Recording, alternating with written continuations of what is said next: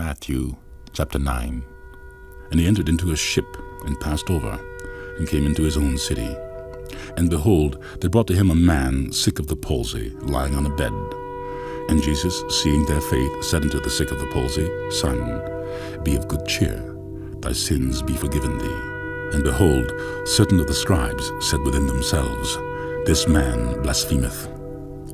And Jesus, knowing their thoughts, said, Wherefore think ye evil in your hearts? For whether is easier to say, Thy sins be forgiven thee, or to say, Arise and walk? But that ye may know that the Son of Man hath power on earth to forgive sins, then saith he to the sick of the palsy, Arise, take up thy bed, and go into thine house. And he arose, and departed to his house. But when the multitudes saw it, they marveled, and glorified God, which had given such power unto men.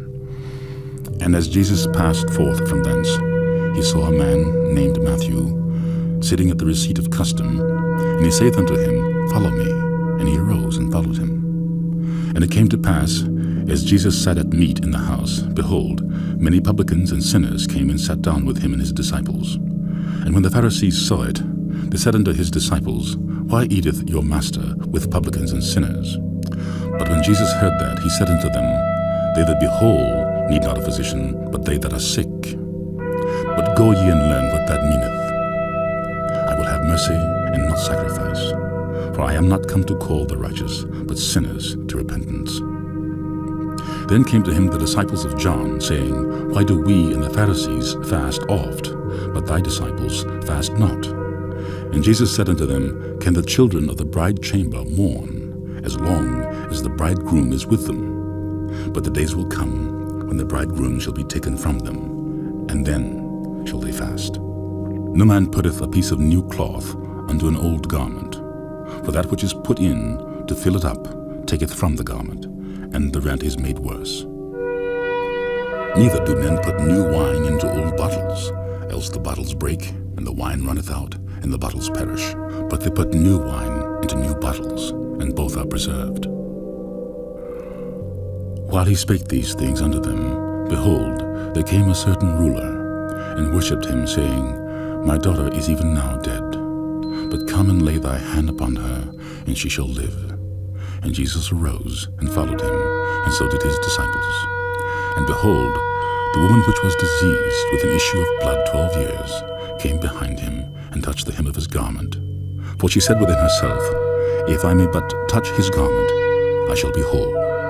But Jesus turned him about, and when he saw her, he said, Daughter, be of good comfort. Thy faith hath made thee whole. And the woman was made whole from that hour.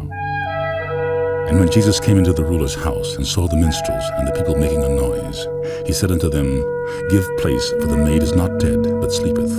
And they laughed him to scorn. But when the people were put forth, he went in, and took her by the hand, and the maid arose, and the fame hereof went abroad into all that land. And when Jesus departed thence, 2 blind men followed him, crying and saying, Thou Son of David, have mercy on us. And when he was come into the house, the blind men came to him. And Jesus saith unto them, Believe ye that I am able to do this? They said unto him, Yea, Lord. Then touched he their eyes, saying, According to your faith be it unto you. And their eyes were opened, and Jesus straitly charged them, saying, See that no man know it. But they, when they departed, spread abroad his fame in all that country. As they went out, behold, they brought to him a dumb man possessed with the devil. When the devil was cast out, the dumb spake, and the multitudes marveled, saying, It was never so seen in Israel. But the Pharisees said, He casteth out devils through the prince of the devils. And Jesus went about all the cities and villages, teaching in their synagogues, and preaching the gospel of the kingdom, and healing every sickness and every disease among the people. But when he saw the multitudes, he was moved with compassion on them, because they fainted and were scattered abroad, as sheep having no shepherd.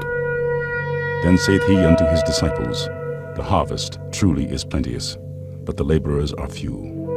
Pray ye therefore the Lord of the harvest, that he will send forth laborers into his harvest.